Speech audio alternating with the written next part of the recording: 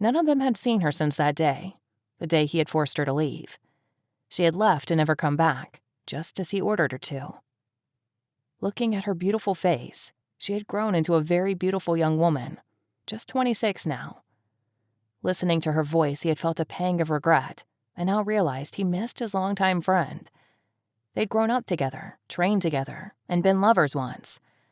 Now there was nothing, and she was gone. "Bring her home." Havoc had growled at him, and had been relentless in the days that followed to bring her home. Just wouldn't shut up about it. And so he agreed with his wolf and made the decision that it was time to bring her home to the pack where she belonged. So he had sent the first official letter to her after Jackson had tracked her down. It hadn't been that hard, less than a day. Clearly, she wasn't hiding, just staying away. Now he sat in his office over a month later, annoyed and verging on angry. She had ignored the first letter, or so he thought. There was a possibility she had not gotten it, but he didn't think that was it. Jackson would not have made a mistake. They had all grown up together, and she had been just as good a friend with him as she had been with Nathan. Actually, Jackson had been really pissed off about her sudden leaving by Nathan's order. That day, Nathan had been angered, and so had Havoc, and they had responded without much thought. That fateful day he'd sent her away, acted solely on instinct, but had not given it much thought since that day either. Not till he'd seen her on the TV. Sophia had been really pissed off that she had not been stripped of rank and turned from the pack by his father, Alpha Blaine, at the time. She had demanded that Jayla be made a rogue for the insult, but his father had simply stated, "No, it's inappropriate under the circumstances." Those circumstances being that he knew that Jayla and Nathan had been sleeping together for just over a year, and he felt there was more to it, and Sophia had probably overreacted. Due to the move she had made that week, the letter should have arrived. It was possible that she hadn't received it, but there was also the possibility that she had read it and ignored it, moved to avoid him. Turning the letter over in his hand, he looked at his beta. "So this is how it's going to play out." "You did order her to leave and never come back," Jackson replied simply.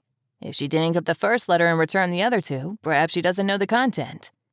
He was leaning casually against the wall. He appeared bored. Nathan returned his attention to the envelope and stared at it for a long time, trying to decide a course of action.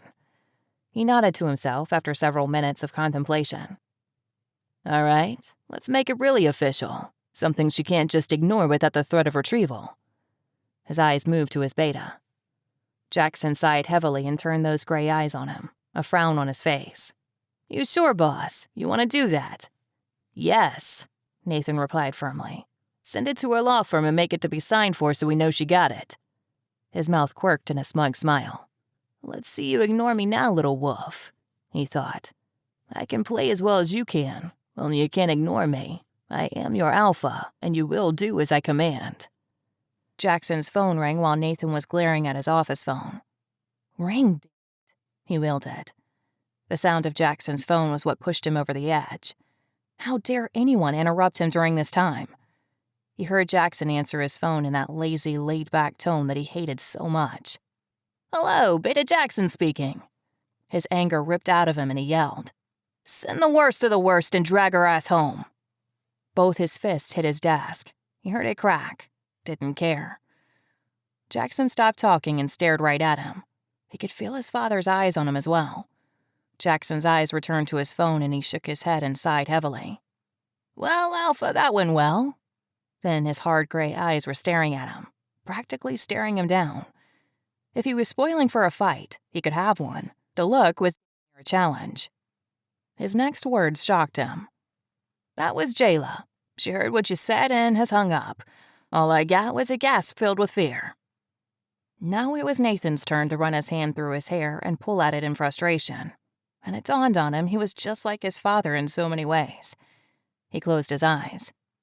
"Call her back right now," he demanded, trying not to kick the nearest thing to him. Havoc was fuming inside him. "Look what you did now." "I know," Nathan muttered back to his wolf. "I'll fix it." "You'd better," came an angry snarl. Nathan stood watching as Jackson hit the number to call her back, only to realize on the phone it actually stated Jayla. That had her number all this time. Oh, he was going to get punched in the face after this was over. They could have called her and he wouldn't have had exploded and said what he had said. Why did she have to wait so long, to the very last minute of the deadline? He was not exactly known for his patience nowadays. His father was still in the room, also waiting for the outcome, he noted, though he seemed more curious about his son's reaction to the situation than he should be. He was standing by the door looking right at Nathan with a raised eyebrow and open curiosity on his face. He glared at his father and snapped. "What?"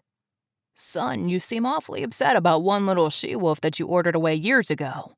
What's going on exactly? Why are you insisting on bringing her back now all of a sudden?" That is my business, Nathan thought. He could do as he pleased, but he also knew that his father would push the subject harder and harder till he got an answer. He was the former alpha and had the right to ask the questions and receive an answer. He still had rights to know what was going on.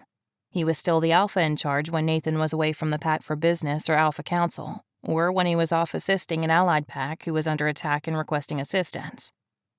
Nathan turned his attention back to his beta. She didn't pick up. He was already trying again, knew better than to just call once. "That's odd. The line can't be connected now," he stated, frowning down at his phone. "Just bloody great," Nathan snapped, his anger backing up again. Only this time he was angry with himself. He knew that he was responsible for her not picking up. She had heard him yell and reacted on instinct. "Probably going to run." Havoc sounded flat out annoyed with him. Nathan agreed with his wolf. "Jackson, make arrangements. Who do you know out there?"